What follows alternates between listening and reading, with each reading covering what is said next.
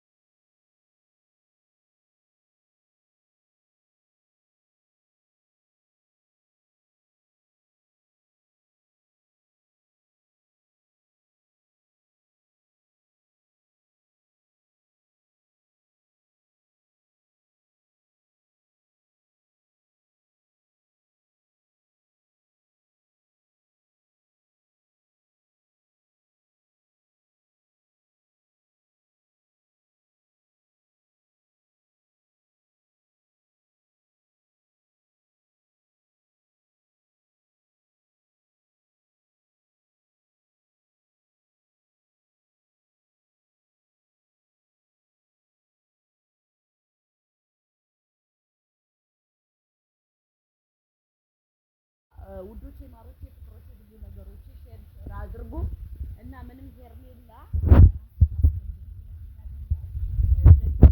እየወጣ ነው። ይህ ልጅ የፈረንጁ እንደሆነ ያብርሽ እንዳልሆነ ሚስጥሩ እየወጣ ነው እና ውዶቼ ማሮቼ ሁላችሁ የለመደ ልማድ ያሰርቃል ከማድ ይባላል የሀገሬ ሰው ሲተርት። በዚሁ አጋጣሚ ማነ ፈረንጁ ለካ ልጁ ያንተውን ሆኖ የምታቆጠቁጠው። እኛ እኮ ጠርጥረን ነበር። እኔማ ጠርጥሬ ነበር ማለት ነው። ጠርጥሬ ነበር። ጊዜዋን እኮ አሰላዋት ማለት ነው። ገባችሁ? ለዛ ነው ጊዜውን አስልተ ነው። ለካ ልጁ የማን ልጅ ነው መሰላችሁ?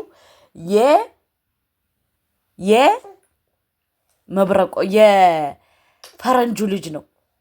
የፈረንጁ ልጅ ነው። ጉድ ጉድ ጉድ ጉድ ጉድ ጉድ ጉድ ጉድ ጉድ ጉድ ጉድ። ወይ አብርሽ ተበላ። ለካ ያንተን ልጅ ያልሆነ ነው እስካሁን ልጄ ስትል የነበር ያንተን ልጅ ያልሆነ ነው ልጅ የምትል። ወይኔ ወንድሜ እኔ እንዴት አባቴ ልሆንልህ? አዎ አስባችሁታል? የእናንተ ልጅ ያልሆነን ልጄ ነው ብላችሁ ስትጠብቁ ኢማጅን። እንዲያው አብርሾ ሄርሜላ ግን የኔ ጀግና ብይሻለሁ። ሄርሜላ የኔ አንበሳ ሄርሜላ እንዲያውም እንዴት አባቴ ላርግሽ። አንቺ እውነቱን እንቅጩን ስላወጣሽ እናመሰግናለን። አዎ እናመሰግናለን እንጂ አስባችሁታል? አብርሽ ልጄ ነው ብሎ እስከ ዛሬ ታስሮ ይቀመጥ ነበር። የፈረንጁ ልጅ ነው ልጄ እያለ እየጠራ የነበረ እና እንኳን ሐቅህን አወጣልህ አብርሽ። በዚሁ አጋጣሚ ሄርሜላ የሄደችው የአብርሽን እንትን ያሁን የተወለደውን ልጅ የሱ ነው የፈረንጁ ነው ለማረጋገጥ ነው የሄደችው። አሁን ስታረጋግጥ ትነግራችኋለች። ግን እኔ የፈረንጁ ነው የሰማሁት። የፈረንጁ ልጅ ነው የአብርሽ ልጅ አይደለም ተብሎ ነው የሰማሁት። በሁለተኛ ደረጃ ደግሞ ሪሞርት ነው ስትል ነበር። እንደ አንዲት ዩቲዩበር እየማለሽ እየተገዘተሽ ሪሞርት ነው ስትል ነበር። እንዴት ልጅ ሆነውን አልገባኝም። እኔ አንዳንድ ሰዎች እየማላችሁ የምትምሉት ነገር በጣም እያሰጋይ እየመጣ ነው። አትማሉ። ልጁ ልጅ ነው፣ ሪሞርት አይደለም። ልጁ ልጅ ነው። ግን ለምንድን ነው የምትምሉት? እናንተ ተሳስታችሁ እኛንም አታሳስቱን። እና ልጁ ልጅ ነው፣ ወልዳለች። ግን እናንተ በውሸት አትማሉ። በእናታችሁ ፕሊዝ አትዋሹ። እና በሁለተኛ ደረጃ ደግሞ እንግዲህ ሄርሜላ ልጁን አስመርምራ የአብርሽ ነው ወይስ የሱ ነው የሚለው ለማወቅ ነው የሄደችው። እኔ ልንገራችሁ ትልቁ ሚስጥር ልጁ የአብርሽ ነው ወይስ የፈረንጁ ነው ብላ ልታስመረምር ነው ሄደችው። በኋላ የገባው መጨረሻ ላይ ልጅ አይታችሁታል። እሱ ዶክተር ነው።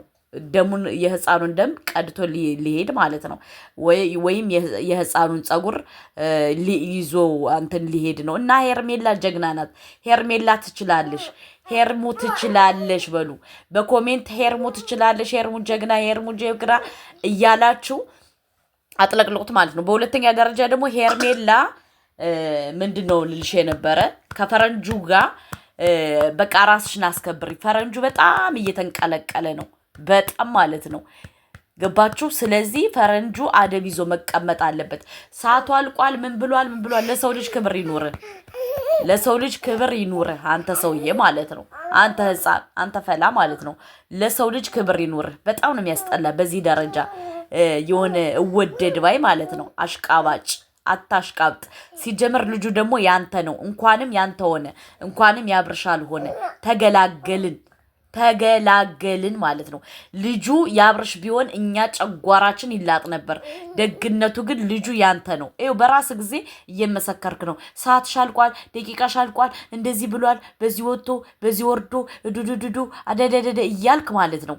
በጣም እንትን እያልክ ነው ማለት ነው። እና ይህን ቪዲዮ ሼር አድርጎ ወዳችኋለሁ። ፊያማን ይላ